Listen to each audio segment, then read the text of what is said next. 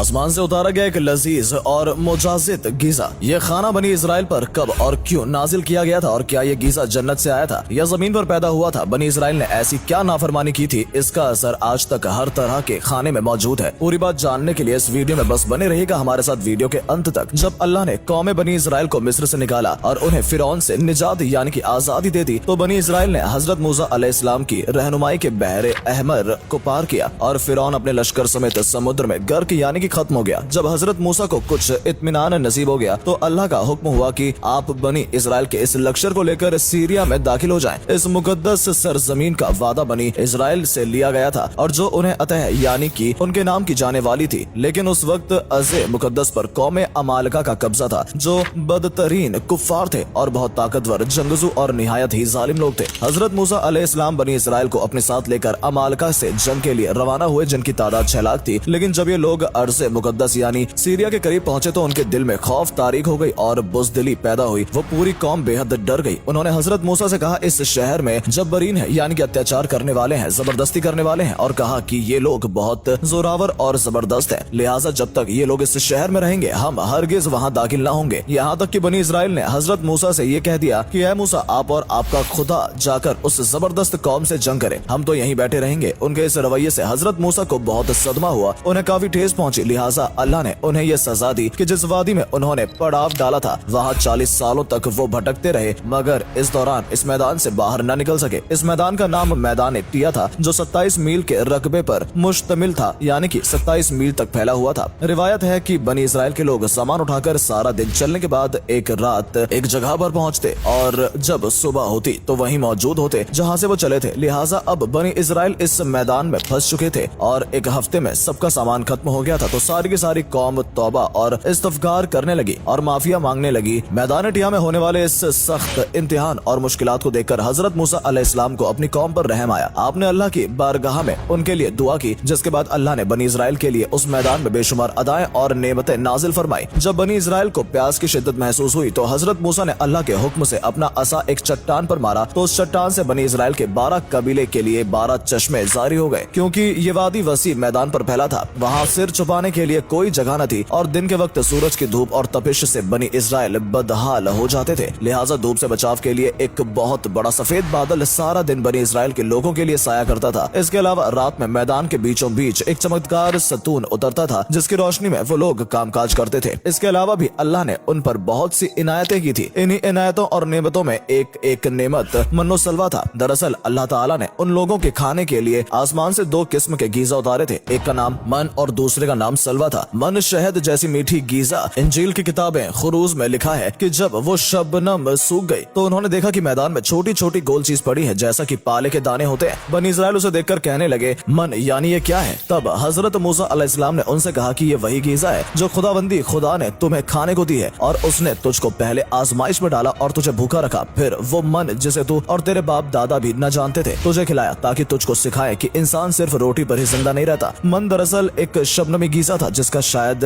जायका शहद जैसा था। ये गीजा वहाँ के पेड़ पौधों के पत्तों पर जमा हो जाता था और बनी इसराइल रोज उसे सुबह सवेरे जमा करके खा लेते थे, जो हर शख्स के लिए तकरीबन 4 किलो उतरती थी। जो शख्स उस वक्त सोया रहता था वो उस दिन के खुराक से महरूम रहता था। और सलवा एक किस्म का परिंदा था जिसे बटेर कहते हैं। जब शाम के वक्त जुनूब की तरफ से हवाएं चलती तो उन परिंदों के हुजूम बनी इसराइल के खेमों के करीब आकर बैठ जाते। लिहाजा वो लोग उन्हें बासानी पकड़ लेते हैं और भूनकर खाया करते। मनो सलवा ऐसा खाना था जो इंतहाई आसानी से हजम हो जाता था। रंग, खुशबू और जायके में वो बेमिसाल था। इसके अलावा बनी इसराइल पर अल्लाह की तरफ से ये मौजज़ा हुआ कि उनके बाल और नाखून बड़े नहीं होते थे, न कपड़े फटते थे, ना ही मैले होते थे, और जिन बच्चों की भी पैदाइश होती उनके जिस्म पर कुदरती लिबासा होता था, जिस्म के साथ बड़ा होता जाता था। इस तरह इस वादी टिया में बनी इस्माइल मन ओ सलवा और उन चश्मों के सहारे एक बेहतरीन जिंदगी गुजार रहे थे। हजरत मूसा अलैहिस्सलाम का यह हुक्म था कि रोजाना तुम लोग मनो सिल्वा को खा लिया करो और कल के लिए हरगिज इसका जखेरा न करना। मगर बाज लोगों को यह डर लगने लगा कि अगर किसी दिन मनो सलवा न उतरा तो हम लोग इस खाली और बंजर मैदान में भूखे मर जाएंगे। चुनांचा उन लोगों ने मनो सलवा में से कुछ छुपाकर कल के लिए रख लिया। लिहाजा नबी की नाफरमानी करने पर ऐसी नहूसत फैल गई कि जो कुछ लोगों ने कल के लिए जमा किया था वो सब सड़ गया और आइंदा के लिए उसका उतरना भी बंद हो गया। लिहाजा हदीस मुबारक में रसूलुल्लाह सल्लल्लाहु अलैहि वसल्लम ने इरशाद फरमाया कि बनी इसराइल ना होता तो ना खाना कभी खराब होता और ना गोश्त सड़ता। खाने का खराब होना और गोश्त का सड़ना खाना इसी तारीख से शुरू हुआ, वरना इससे पहले न खाना बिगड़ता था और न गोश्त सड़ता था। दुनिया के मुख्तलिफ कौमों और मजहबों में भी आसमान से उतरने वाले गाजाओं का जिक्र मिलता है। बुद्ध मत के रिवायतों के मुताबिक जब दुनिया का एक चक्कर खत्म हो जाता है तो आसमान से गीजा बरसने लगती है। किसी तरह हिंदू मजहब के पुराण ऋग्वेद और अथर्ववेद में भी बादलों से शहद बरसने का जिक्र मिलता है और कदीम यूनानियों के यहाँ भी एक ऐसी आसमानी गीजा का जिक्र मिलता है जिसका जायका शहद जैसा था। यही शहद जब दरियाओं पर बरसता तो उनका रंग दूध की तरह सफेद हो जाता। हमने देखा कि खुदाए बर हक ने बनी इस्राइल की निजात के लिए समुद्र को चीरकर रास्ता पैदा कर दिया। वादी तिया में उनके लिए बादल का साया भेजा, उनके पीने की खातिर चटियल और बंजर मैदान में चश्मे जारी किए और खाने के लिए आसमान से मनोसलवा भी नाजिल किया। लेकिन इन तमाम नेमतों और राहतों के मिलने के बावजूद बनी इस्राइल के सरकस लोगों ने अल्लाह पर तवक्कल न किया। उन्होंने खुदा के मौजूजात और अपनी आंखों से देखा था, लेकिन इसके बावजूद उन्होंने खाने को अगले दिन के लिए जमा करना शुरू कर दिया। बिल्कुल इसी तरह जब हम किसी मुसीबत और परेशानी में फंसे होते हैं तो हम ये याद नहीं रख पाते कि अल्लाह ने इससे पहले हमारे लिए क्या किया और हमें कितनी नेमतें अता की थी। हम सिर्फ ये देखते हैं कि इस वक्त हम इतनी बड़ी मुसीबत में फंसे हैं। मुश्किल चाहे कितनी भी बड़ी क्यों ना हो, ये याद रखना चाहिए कि उन मुश्किलों से भी बड़ा हमारा खुदा है जिसके लिए कुछ भी नामुमकिन नहीं। इसी तरह रिस्क के खातिर हमें आने वाले दिनों की फिक्र करने की जरूरत नहीं, क्योंकि खुदावंद पर भरोसा रखने वालों को वो जरूर से रिस्क अदा करता है। अल्लाह कब किसे कहा और क्या अता करता है ये बस वही जानता है। हमें बस ये चाहिए कि उस पर पूरा एहतिमाद यानी कि भरोसा रखे। जैसा कि आपने देखा कि बनी इस्राइल ने आगे का सोचकर खाने को बचाना चालू कर दिया। उन्होंने ये नहीं सोचा कि अल्लाह जैसे उन्हें आज दे रहा है वो कल भी दे सकता है, और इसी वजह से उन्हें अगले दिन से मनोसलवा मिलना भी बंद हो गया और बचा खाना भी सड़ गया। तो दोस्तों, सबसे ज्यादा अहम चीजें जो हमें अल्लाह के करीब करती हैं वो है तकक्कुल यानी कि अल्लाह के ऊपर अंधा विश्वास। उम्मीद है आप सब मेरी इस बात पर गौर करेंगे और अपना ईमान ताजा रखेंगे। अस्सलाम वालेकुम।